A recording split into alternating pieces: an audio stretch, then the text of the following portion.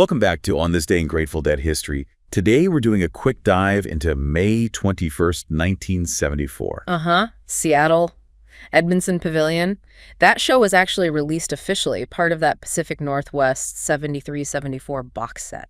Right, and it's often talked about as, well, potentially legendary, especially that second set, known for some really fearless playing. Definitely. Deep improvisation was the name of the game that night, particularly later on.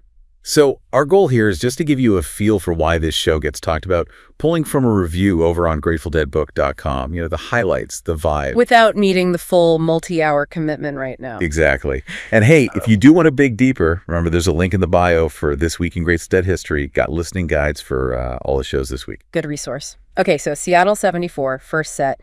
The review really paints it as a strong night for Bobby. Yeah, that jumped out, kicking off with me and my uncle. Apparently that was super rare as an opener. Only the 6th time ever, I think. So right away, it signals maybe something a little different is happening. And it wasn't just the opener, right? His other songs were clicking too. Yeah, the review mentions Beat It On Down the Line, Mexicali Blues, The Race Is On, calls them really crisp, tight interplay, like the band was really locked in. Focused energy. Yeah. But it wasn't all just rockers. What about Weather Report Suite? That got to mention too. Described as beautifully rendered, delicate precision. So showing that other side of their playing early on. Nice contrast. Okay. But you can't talk Dead without Jerry. What were his moments in the first set? Well, Scarlet Begonias was highlighted, called an absolute highlight, apparently really up-tempo, energetic. Interesting. Oh, yeah. And this is before it regularly paired with Fire on the Mountain, right? Exactly. That pairing came later.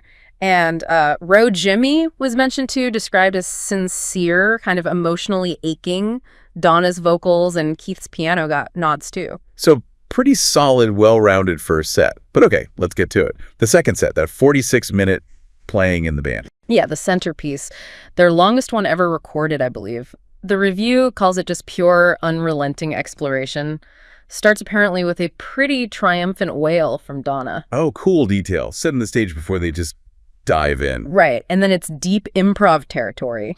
Jerry's leading fearlessly, but the review makes a point that it wasn't just him. How so? It mentions dynamic shifts, Billy's drumming changes things up, Bobby shifts the rhythm, and that pushes Jerry into new places. And then Phil apparently has this breathtaking climax somewhere in there. Wow. A classic Phil moment inside that monster jam. Yeah. Must have been intense. How did they even find their way back?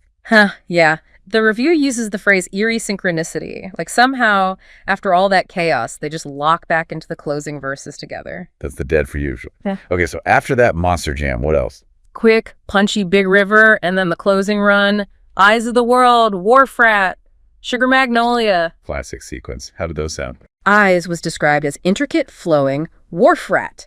Interestingly, the reviewer noted Jerry sounded maybe a bit worn, even stumbled on some lyrics, a little touch of reality, Yeah, end of a long show, long tour possibly, Yeah. But they finished strong. Oh, yeah. Sugar Magnolia apparently started slower, but built into this unstoppable roaring climax.